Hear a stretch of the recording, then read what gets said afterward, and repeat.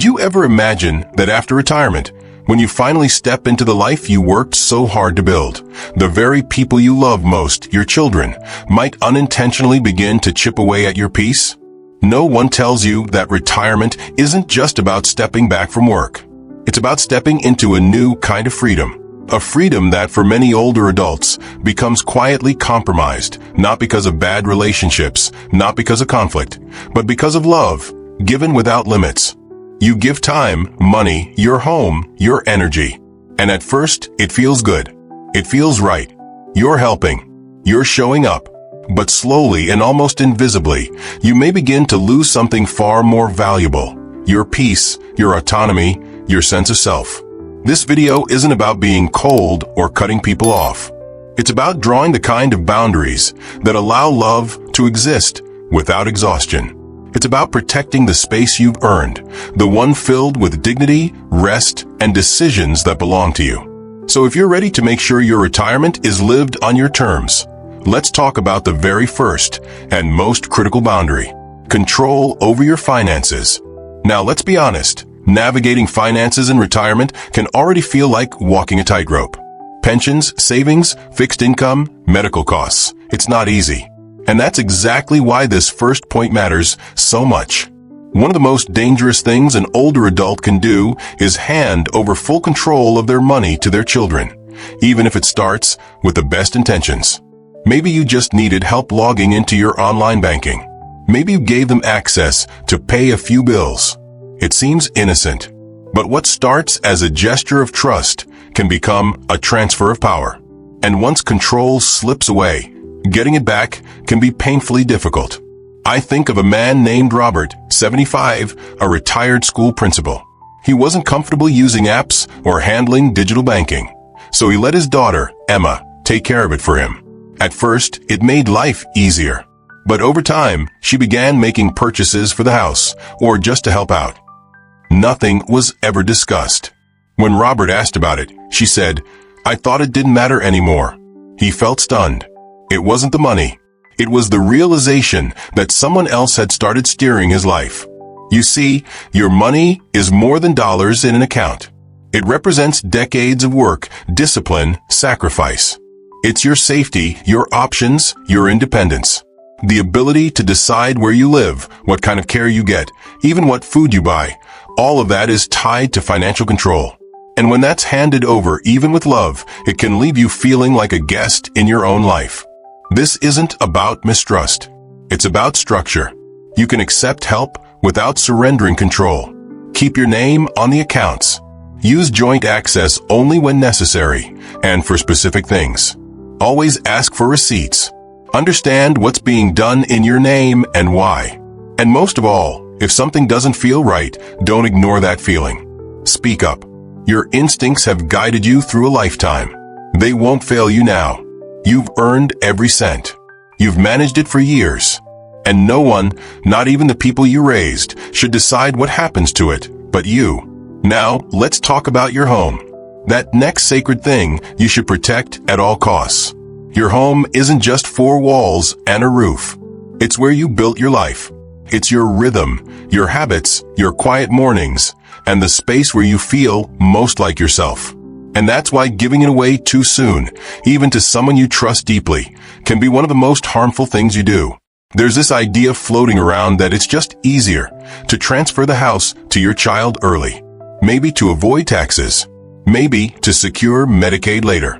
Maybe because you think, well, they'll get it anyway. But when you do that before it's necessary, you may also give away the one thing that's been your greatest security. I remember a woman named Irene, 80 years old, who signed her home over to her son, thinking it would protect it from future medical bills. He assured her everything would stay the same. But 2 years later, he lost his job and went through a difficult divorce. Suddenly, Irene's home was caught in legal turmoil. Lawyers, paperwork, and fear over something she thought was settled. "I thought I was doing the right thing," she told me, "but I just wanted peace. And instead, I lost it."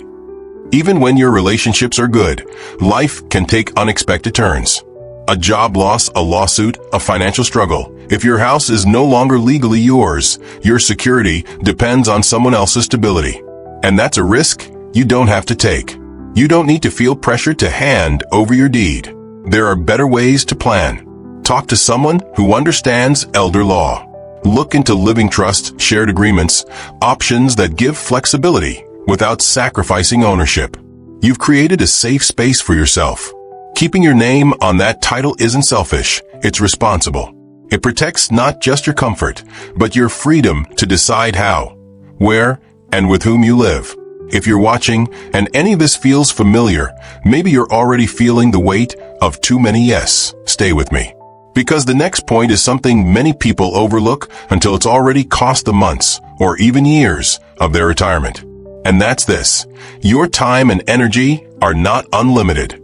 You see, one of the most beautiful things about being a parent or grandparent is being there. Being reliable. Being the one your family can lean on. But after 65, your time becomes more valuable than ever. It's no longer just minutes on a clock. It's your health, your rest, your joy. And too often, older parents give it away without thinking. A quick ride here. Watching the grandkids for just a few hours. Helping with errands or appointments. Again and again. It starts small. But slowly, you find yourself skipping your hobbies. Canceling your own plans. Pushing back your medical visits. And what you thought was helping out becomes your entire week. I'll never forget a woman named Marlene, 74. She adored her daughter and wanted to help with the grandchildren. So she offered to pick them up from school twice a week. Before long, it became 4 days. Then she was packing lunches, staying the night when the kids were sick, missing her knitting group, and falling asleep right after dinner. I didn't retire to relive the same schedule I had at 40, she told me. But somehow I slipped back into it. Here's what we need to remember. Your energy is different now. It needs to be cared for. You deserve quiet mornings, unhurried afternoons, time for reflection and joy. And while helping family can feel meaningful, it shouldn't cost you your well-being. Clear boundaries don't mean closing your heart. They mean opening space for what truly matters to you. It's okay to say, I can help on Mondays, but I need the rest of the week for myself. It's okay to turn off your phone. It's okay to protect your peace. Because every hour you spend running on empty is an hour you've given away that you'll never get back. And this season of your life, it should be filled with presence, not pressure. So if any of this is resonating with you, if you felt the quiet burden of giving too much, too often, I want you to know you're not alone. Stay with me. You deserve peace. And you can have it. There's something many older parents do out of habit, out of love, and out of instinct. And it's this: stepping in to fix their children's problems. Not just the practical ones, but the emotional ones too. And while it might seem harmless, comforting your daughter after a breakup, giving advice when your son is overwhelmed, over time, this role can quietly consume you. Let's talk about the fourth thing you should never give away after retirement: the role of emotional counselor or fixer. When your children were young, you were the one who held them when they cried, who stayed up worrying, who helped them make sense of the world. That doesn't change just because they're grown. And yet, there's a silent toll that builds when you're always the one absorbing their stress, their fears, their disappointments, especially now. You've entered a stage in life where your emotional energy is more limited, more delicate. And taking on someone else's crisis again and again can drain you faster than you think. I remember a man named Frank, 78, who spent almost every evening on the phone with his son, who was struggling to keep a failing business afloat. Frank listened patiently, offered advice, even dipped into his own savings to help. But over time, he noticed he wasn't sleeping well. He'd wake up with tension in his chest. He couldn't focus on his own reading or enjoy time with friends. I felt like I was drowning in someone else's storm, he said. And I wasn't even the one in trouble. That's the quiet cost of being your child's emotional emergency room. You absorb every fear, every outburst, every heartbreak. But where do you go with your worries? Who's taking care of your stress? Here's something you need to hear clearly. It's okay to love without carrying. It's okay to listen without fixing. You can say, that sounds really hard. I hope you find a way through it and still be a loving parent. You can suggest therapy, support groups, or even just a long walk and a journal, without becoming the therapist yourself. Because your peace in this season of life isn't a luxury. It's a necessity. And protecting it doesn't mean you're abandoning anyone. It means you're finally learning to keep your heart whole, so you can offer love without losing yourself. Now, let's move on to the fifth thing you must protect. It's one that often sneaks up on people with the most loving intentions. And that is direct responsibility for raising grandchildren. Now, don't get me wrong. Grandchildren are one of life's greatest joys. Holding them, playing with them, watching them grow, it's beautiful. But raising them, day in and day out, that's a whole different commitment. And for many retired adults, what starts as a short-term favor becomes a long-term expectation. I want to share the story of Barbara, a 73-year-old widow who agreed to watch her granddaughter just for the summer. Her daughter had recently gone back to work, and it seemed like the right thing to do. Barbara adored her granddaughter. But as summer turned to fall and fall to winter, nothing changed. Soon she was packing lunches, doing school drop-offs, attending parent-teacher meetings, even dealing with sleepless nights when the little girl had a cold. "I love her more than words," Barbara said. "But I'm tired in a way I can't explain. I didn't realize how much of myself I was giving up." And that's the heart of it. Raising children, especially young ones, is physically demanding. It affects your sleep, your stress levels, your ability to take care of your own health. And emotionally, it can feel like you've been pulled back into a life stage you've already completed. You're not being selfish if you say, "I can help sometimes, but I can't raise them." And let's be clear, this isn't about turning your back. It's about being honest about what your body and spirit can handle. You've spent decades caring for others. These years were meant for you. To breathe, to reflect, to heal, and to finally do the things you've put off for everyone else's sake. If your children are facing challenges and truly need support, explore alternatives. Can caregiving be shared among siblings or relatives? Can a part-time babysitter or daycare help? Can you offer help on specific days rather than being on call around the clock? Because when you silently take on the role of full-time parent again, the cost is real.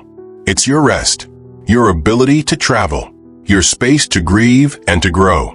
And unless you've truly chosen that role with joy and full understanding, it can slowly erase your chance to live the retirement you deserve. So remember, saying no to raising your grandchildren full-time isn't a rejection. It's a boundary, a loving, honest one. One that protects your well-being, your energy, and your ability to show up for them in other ways as a grandparent, not as a parent again. If this hits home for you, I want you to take a breath and remember something important. You are allowed to choose yourself, even after a lifetime of choosing others. That's not being selfish. That's being wise. Stay with me. The peace you protect today will shape the freedom you feel tomorrow. Let's take a breath here. Because what we're about to talk about might be the most emotionally complicated of all the things on this list. It's a kind of giving that feels generous, even noble in the moment, but can leave you empty in ways that are hard to talk about. We're talking about money.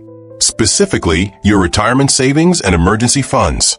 The very foundation that's meant to protect you in your later years. Let's say your child calls. They're behind on rent. They need to pay off a credit card. Their car just broke down. And you think, "I've got a little tucked away. I can help." And so, you send a little. Then maybe a little more. And before long, that little emergency help becomes a pattern.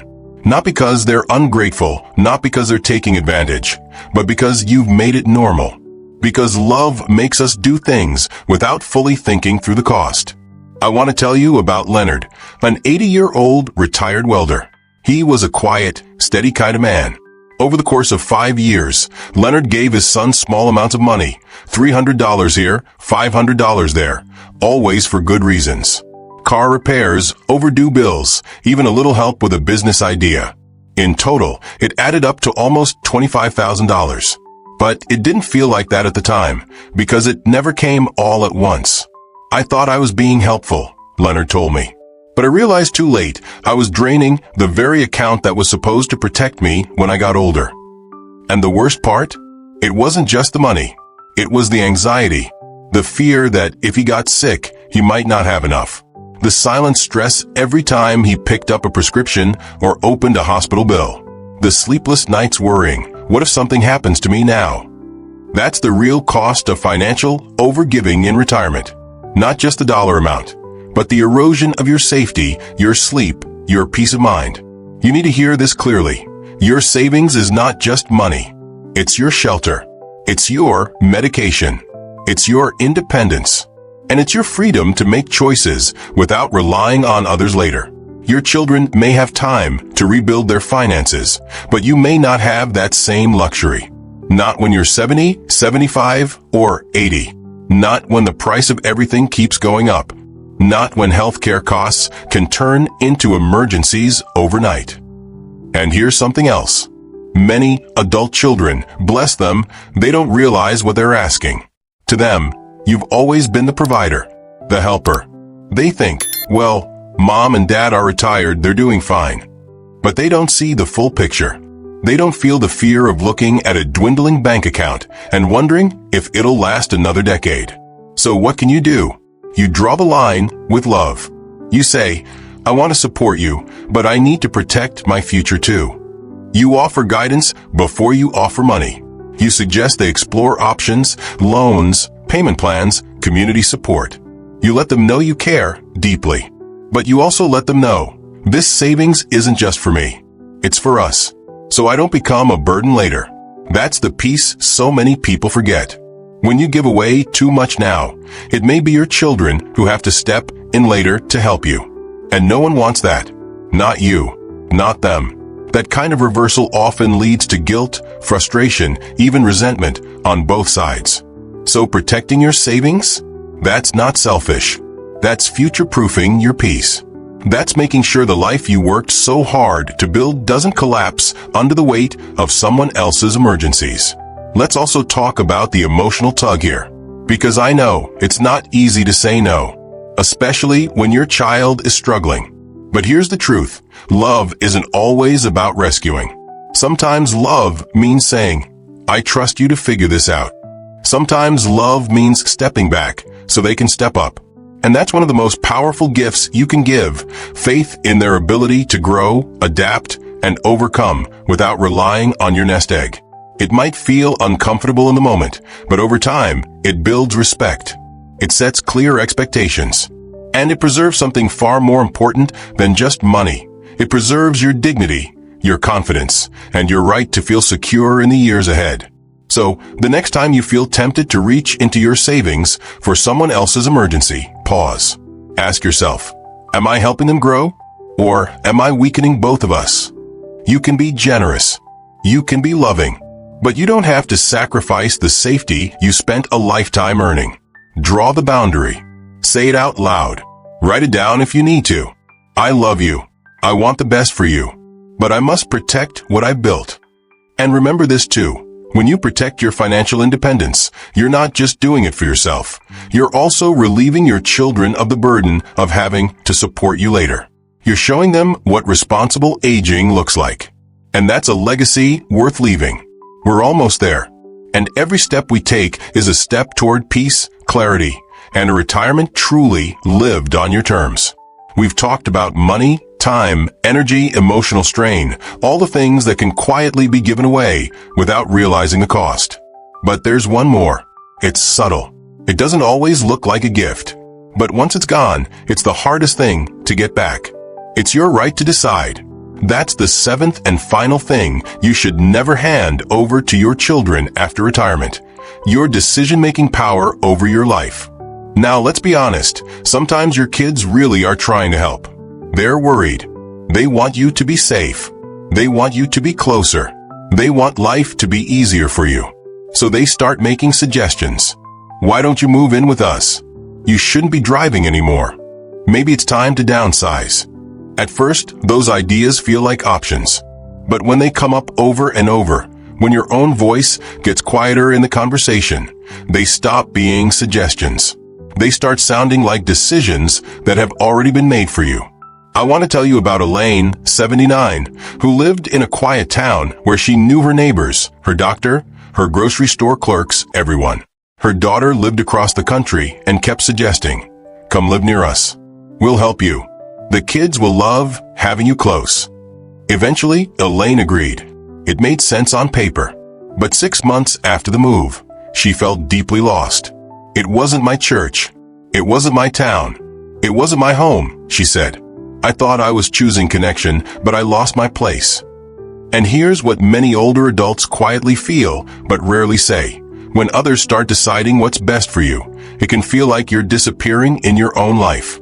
You're still you. You still have preferences, desires, a way of doing things that makes you feel like yourself. And those things matter. Where you live, what you eat, when you rest, who visits you, whether you stay in the house you love or move to a smaller place, whether you keep your car or stop driving, whether you want care at home or in a facility. These are not small details. These are your life. It's not about rejecting help. It's about making sure help doesn't come at the cost of your autonomy. You can absolutely consider your children's input. In fact, listening is wise. But input is not instruction. You're not obligated to follow every suggestion. You have the right to make decisions that reflect who you are now, not who your children think you should be. Because here's the truth. Once you give up your voice, your ability to say, "This is what I want," it becomes incredibly hard to get it back. And that loss? It's not just about control. It's about identity, dignity, peace. So speak up. Put your wishes in writing. Have the hard conversations now, not when you're in a hospital bed, not when you're tired or scared, but now, while your mind is sharp and your voice is strong. Let your family know how you want your life to unfold. And if they push back, if they say, "We just want what's best for you," you can say, "I appreciate that. And I'll tell you what's best for me." That one sentence, spoken clearly, calmly, and with love, can protect more than your choices. It can protect your spirit. Because retirement is not the end of your authority. It's your opportunity to reclaim it. To finally shape a life that isn't about expectations, obligations, or sacrifice, but about intention. So if you've made it this far in our conversation, I want to leave you with this. Retirement is a sacred chapter. Not because it's quiet or easy, but because it's yours. You've earned the right to peace. You've earned the right to boundaries. And you've earned the right to say yes when it feels good and no when it doesn't. You can love your children deeply and still protect your finances. You can enjoy your grandchildren and still say no to full-time caregiving. You can listen with an open heart and still refuse to carry someone else's emotional load. You can offer support and still keep the final say over your own life. This isn't about withholding love. It's about giving love from a place of strength, not depletion. It's about protecting what you've built, not from fear, but from wisdom. So today, I invite you to pause and reflect. Which of these 7 areas have you quietly let go of just to keep the peace? Which one do you feel ready to reclaim? What boundary could you set today that would protect your freedom tomorrow?